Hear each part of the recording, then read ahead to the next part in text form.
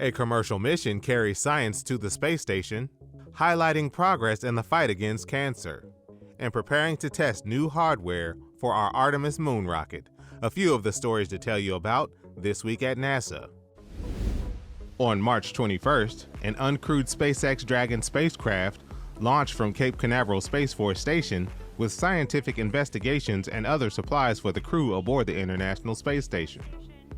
The science being delivered to the station includes a study on plant metabolism in space, new sensors to provide 3D mapping capabilities for the station's free-flying Astrobee robots, and a study that could benefit solar cell technology.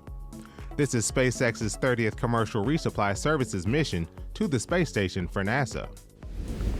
During a March 21st event at our headquarters in Washington, NASA and the Department of Health and Human Services highlighted progress the agencies are making toward President Joe Biden and First Lady Jill Biden's Cancer Moonshot Initiative.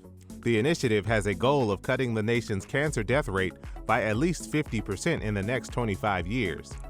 NASA is conducting scientific research on the International Space Station and working with other federal agencies to help end cancer as we know it.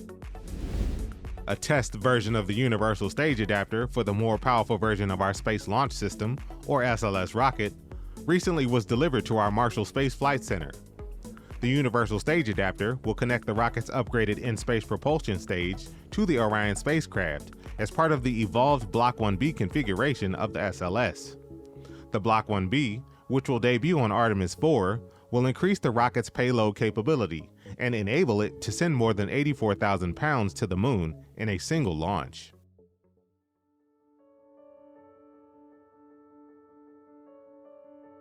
Former NASA Gemini and Apollo astronaut Thomas Stafford passed away on March 18th.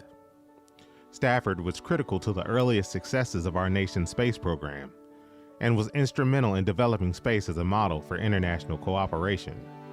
He flew on Gemini 6, NASA's first rendezvous in space, commanded Apollo 10, the first flight of the lunar module to the moon, and was commander for NASA's first rendezvous with an international spacecraft on the Apollo-Soyuz mission.